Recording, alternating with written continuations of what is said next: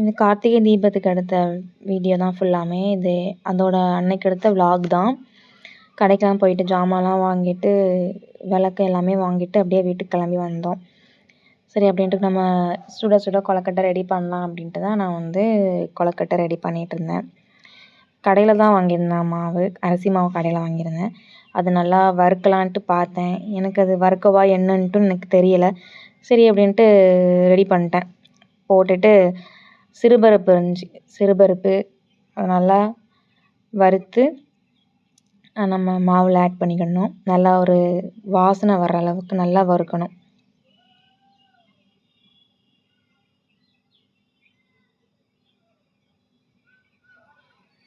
அப்படி நம்ம வறுத்தது அப்படியே மாவில் எடுத்து கொட்டிடலாம். அப்படியே நம்ம வந்து சுக்கு, ஏலக்காய் தட்டி நம்ம அதில் போட்டுடணும்.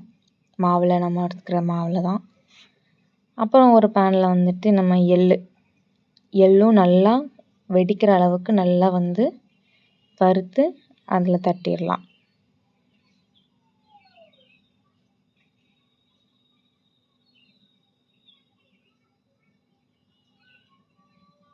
வெடிக்குதா? நல்லா வெடிக்கணும். வெடித்ததுக்கப்புறமா எடுத்து நம்ம அந்த மாவில் தட்டிட்டு மிக்ஸ் பண்ணிடணும்.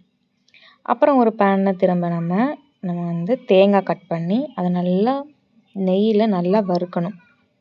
வறுத்து நம்ம தட்டிடணும். நம்ம வந்து அதான் நல்லா ஒரு கோல்டன் கலரில் வர அளவுக்கு நல்லா வந்து வறுக்கணும்.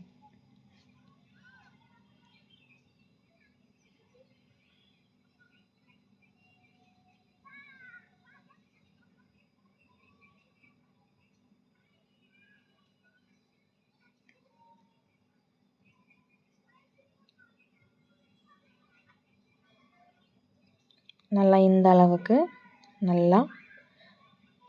இந்த அளவுக்கு வறுத்து எடுத்து நம்ம வந்து அந்த மாவில் நம்ம தட்டிடலாம். ஓகே, தட்டி முடிச்சதுக்கப்புறமா நல்லா மிக்ஸ் பண்ணி வச்சுக்கணும். நல்லா மிக்ஸ் பண்ணிடலாம்.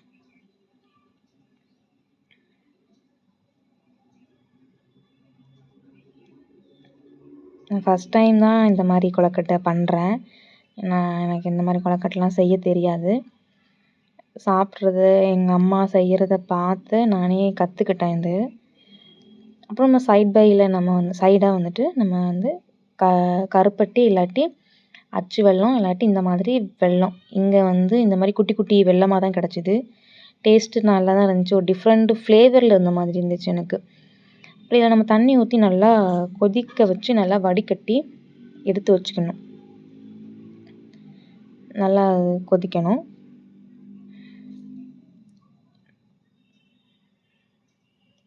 நல்லா கொதிச்சுட்டு பாருங்கள். நல்லா கொதித்து ஒரு தண்ணி மாதிரி வந்ததுக்கப்புறமா நம்ம வடிகட்டி நம்ம கொஞ்சம் கொஞ்சமாக அந்த எடுத்து வச்சுருக்கிற மாவு மிக்ஸில் நம்ம வந்து ஊற்றி மிக்ஸ் பண்ணிக்க வேண்டியதுதான்.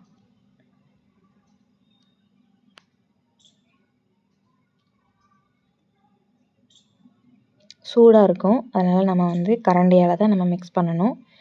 கை பொறுக்கிற சூடு வந்ததுக்கப்புறமா கை வச்சு மிக்ஸ் பண்ணிக்கலாம்.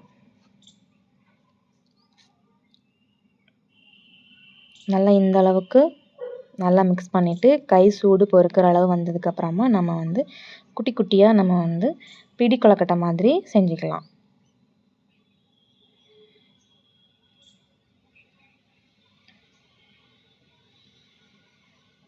பாருங்கள், இந்த மாதிரி நம்ம செஞ்சு ஒரு வாரமாக எடுத்து வச்சுக்கலாம்.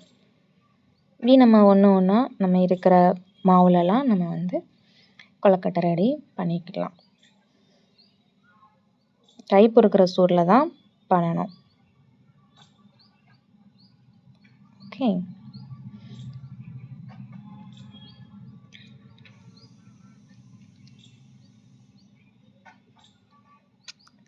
அப்புறம் நம்ம செஞ்ச கொழுக்கட்டையெல்லாம் நம்ம வந்து இட்லி பாத்திரத்தில் நம்ம வந்து ஒன்றா எடுத்து வச்சு இட்லி சட்டியில் வச்சு நம்ம அவிச்சு எடுத்துக்கலாம்.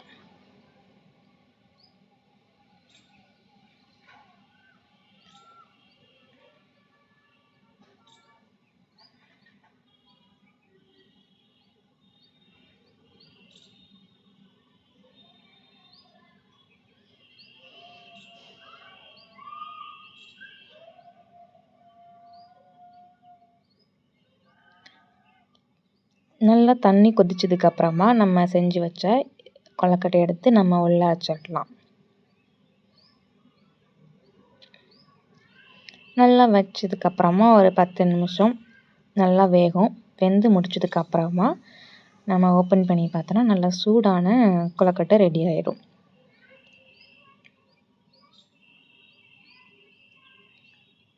டேஸ்ட்டுமே நல்லா இருந்துச்சு. நம்ம சுட சுட ரெடி பண்ணி வச்சாச்சு. அப்படியே கரெக்டாக நம்ம ஒரு 6 மணி ஆனதுக்கப்புறமா நான் எல்லா தீபமும் எடுத்து எண்ணெய்லாம் ஊற்றி வச்சுருந்தேன். அதை வீடியோ எடுக்கிறதுக்கு நான் மறந்துட்டேன். நம்ம அந்த அகல் விளக்கை நான் முந்தின நாளே தண்ணியில் நல்லா ஊற வச்சுருந்தேன். தண்ணியில் நல்லா ஊற வச்சுருந்தேன்னு வச்சுக்கோங்களேன், எடுத்து போட்டிருந்தோம்னா நம்ம ஊற்றின எண்ணெய் கொஞ்சம் நேரம் அப்படி நிற்கும். அது எண்ணெய் உரியாது.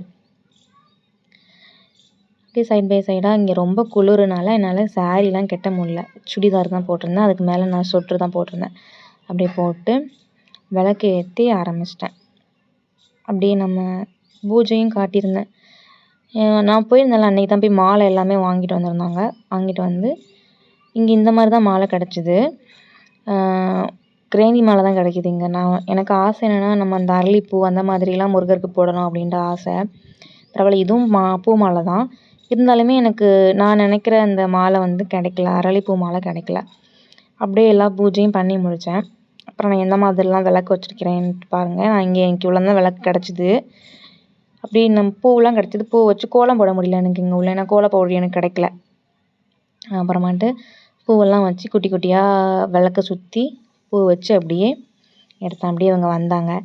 வழி விடுங்க, நான் வீடியோ எடுக்கிறேன் அப்படின்னு சொல்லிட்டு இருந்தேன். அப்படியே போயிட்டு ஒன்றா எடுத்தேன். இவ்வளோ தான் நான் விளக்கு வச்சுருந்தேன். இதுவே நம்ம திருநெல்வேலியில் இருந்தேன்னா நான் நிறைய விளக்கு வச்சுருந்துருப்பேன். இங்கே எனக்கு இவ்வளோ தான் விளக்கு கிடச்சிது. முருகர் முன்னாடி மட்டும் 6 விளக்கு ஏற்றிருந்தேன்.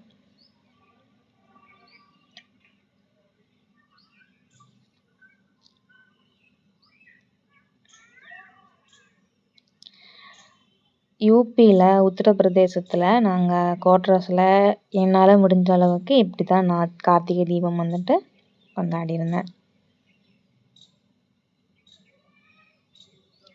எனக்கு முருகரை பார்க்குறதுக்கே எனக்கு ரொம்ப பிடிச்சிருந்துச்சு. அழகாக இருந்துச்சு பார்க்குறதுக்கு. எல்லாமே கரெக்டாக பண்ணியிருந்தோம். வாழை இலை கிடைக்கல. அதுக்காக நான் எப்போவுமே சாமிக்கு வைக்கிறதுக்காக ஒரு பிளேட் நான் எப்போவுமே வச்சுருப்பேன். அந்த பிளேட்டில் தான் நான் வச்சுருந்தேன். இப்படி தான் நான் கார்த்திகை தீபம் கொண்டாடினேன். Bye guys.